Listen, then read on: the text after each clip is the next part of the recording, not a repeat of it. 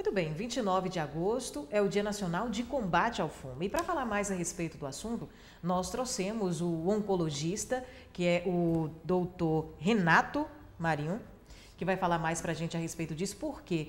Porque, por exemplo, o câncer de pulmão, que hoje é tão comum no mundo, existem pesquisas científicas que comprovam que o fator principal, o desencadeador desse problema, dessa doença, é o fumo. E a gente vai falar sobre esse assunto e outras questões também.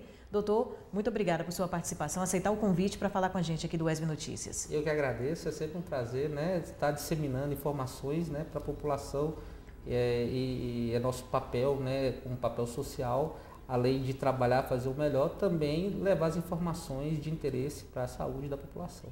Doutor, a gente estava falando, até antes dessa entrevista, que a gente sabe que os fumantes, eles são muito mais propensos a desenvolver o câncer de pulmão, por exemplo. Existem outros tipos de cânceres também, que podem ser provocados através do fumo. Sei. Mas uma dúvida que eu tenho, por exemplo, o fumante passivo, ele também tem esse risco? Sim. O fumante ativo, né, a pessoa que inala tanto o cigarro quanto outras formas de inalar o tabaco, como charutos, cachimbos, narguilé, como também aquela pessoa que convive com o fumante, né, e que acaba inalando aquela fumaça tóxica, os trabalhos mostram que em relação à população geral, mesmo sendo não inalando diretamente, mas sendo tabagista passivo, ele já aumenta um risco acima de 3 vezes a 5 vezes de desenvolver cânceres do que, principalmente câncer de pulmão, do que aquela pessoa que nunca teve, né, um contato frequente com o cigarro. Então existe esse risco.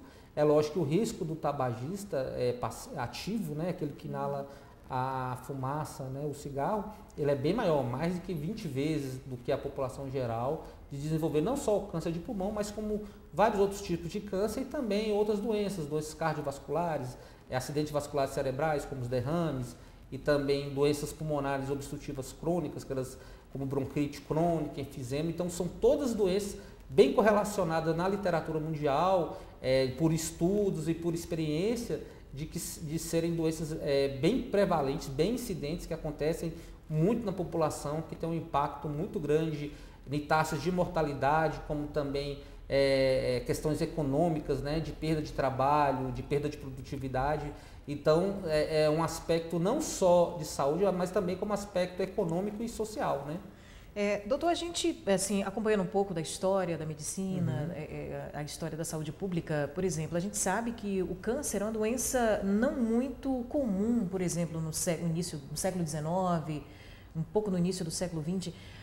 A gente percebe que a partir da proliferação da indústria tabagista ali na década de 30, aumentou-se o número de casos de câncer.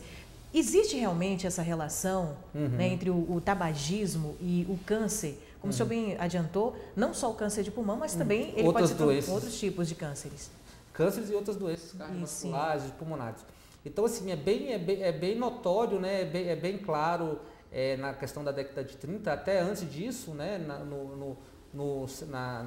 nas décadas anteriores, o câncer de pulmão era uma doença relativamente rara.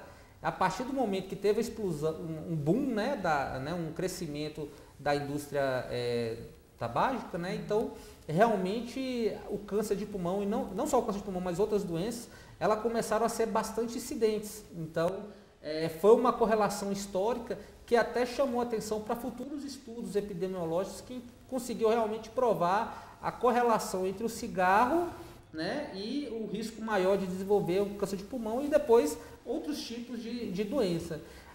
A gente sabe que cerca de quase 90% dos pacientes que desenvolvem câncer de pulmão teve uma história de correlação com o cigarro. 80% a 90% dos pacientes têm essa história de tabagismo, ou tabagismo ativo ou passivo.